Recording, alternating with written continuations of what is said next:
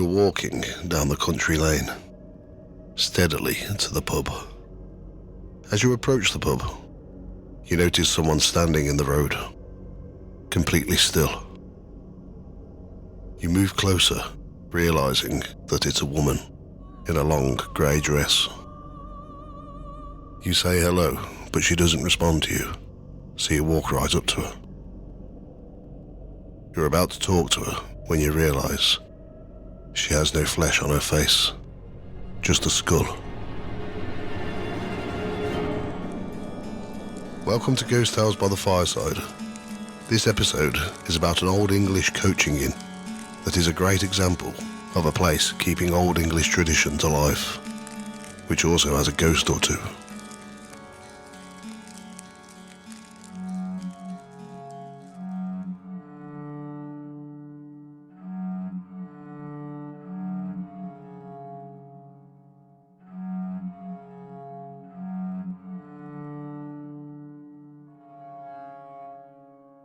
The World's End is a pub in the village of Ecton in Northamptonshire, and was first mentioned in a document dating from 1678.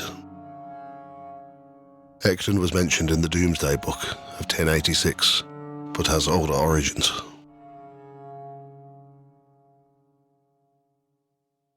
Archaeologists have found evidence of Neolithic, Iron Age and Roman settlements in the areas of the village, as well as an Anglo-Saxon cemetery in the gardens of Ecton House.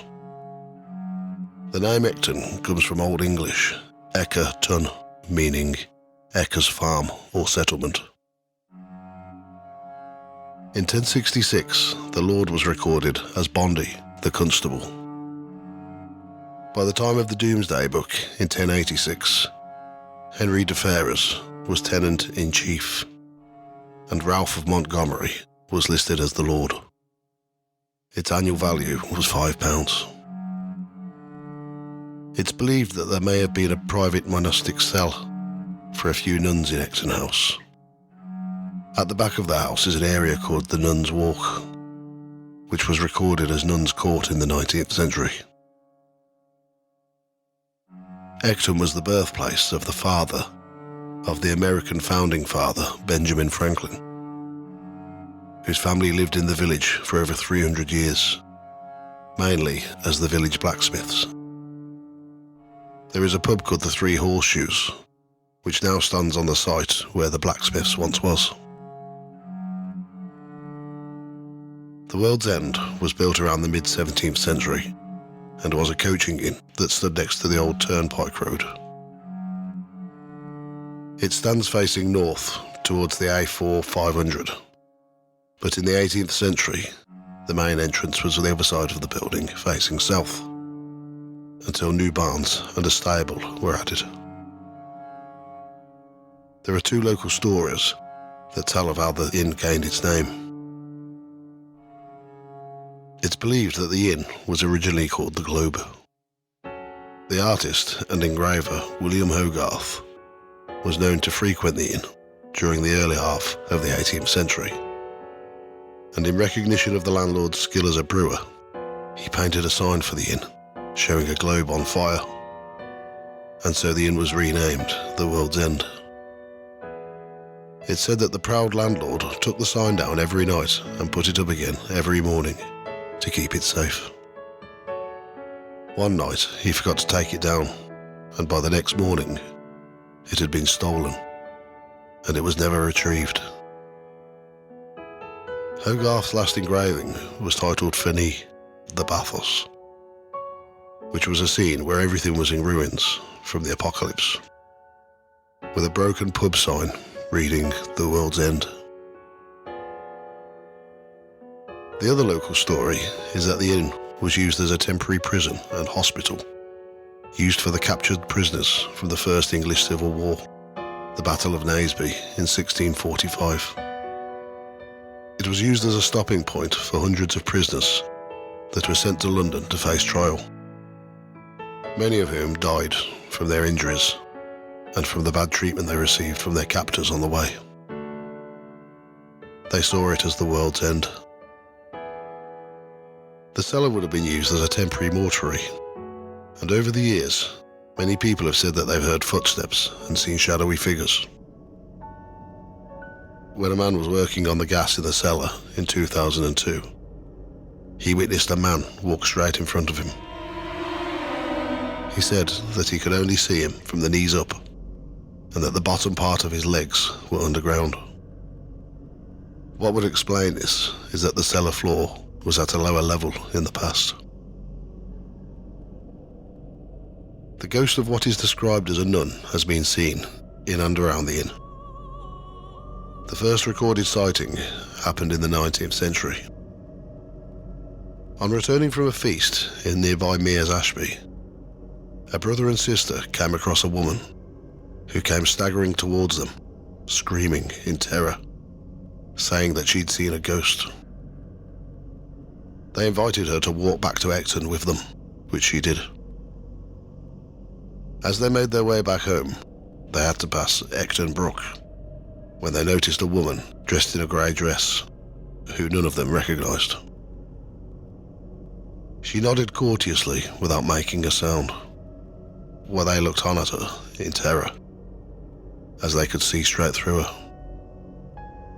After a few seconds, she disappeared. Another record is of a coachman who was driving to Wellingborough from Northampton around midnight, when he saw the figure of a woman standing still in the road. He stopped the horses and shouted at the woman, but she didn't respond. She just stood still, motionless. He climbed down from the coach and walked up to the woman to try and speak to her. When he approached her, he looked inside her hood to find that her face had no skin or flesh on it, just bone. He was terrified and ran back to the coach, climbing up as quick as he could. He tried to make the horses move, but they wouldn't. They just kept refusing to move towards her. After a while, he managed to turn them and took another route. The last recorded sighting of the nun was in 2002, when a group of customers were in the pub. She appeared in the bar and stood amongst them. She only appeared for a few seconds, but it was long enough for them to describe her as a woman wearing a long grey dress, and they described her as looking distorted, as if she was stood behind frosted glass. In 1995, a customer who was in the bar had just finished his soup when he passed the empty bowl to an old woman who he thought was a member of staff who had just walked up towards him. He passed the bowl over, and as she took it, she vanished, leaving the bowl to smash onto the floor. This ghost is said to either be the nun or the ghost of an old lady who is said to have hanged herself in one of the bedrooms in the 19th century. In the 17th century, a younger man called John from the village of Ecton wanted to court the owner's niece, Angela. She was already courting a young man from Portugal called Johan and was expecting his child. When John found out that she wasn't interested in him, he followed them both to the cellar, and in a rage he killed them both before killing himself. In fear of losing any business, the innkeeper, Angela's uncle, hid the bodies in hope that no one would ever find out. It wasn't long before their bodies were found and he was brought to justice. There isn't any evidence for this story, but over the years people have said that they've seen the apparitions of Angela and Johan desperately searching for each other. In 1991, when a man was fitting a CCTV camera in the bar, he came face to face with an apparition which stared right into his eyes. He said that what made him more afraid was that his co-workers were walking straight through the ghost without seeing it.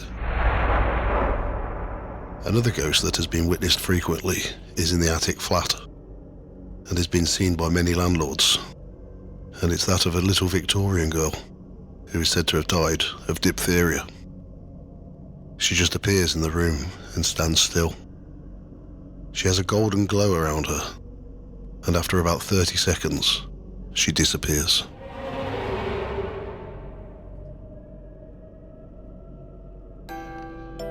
Thank you for listening to Ghost Tales by the Fireside. If you enjoy this channel, please subscribe and give me a thumbs up. It's very appreciated. You can find more about the episodes on the website, ghosttales.co.uk, the Facebook page, Ghost Tales Podcast, and on Instagram at Ghost Tales Podcast. All music, research, writing, production, art and sound effects are all my own work.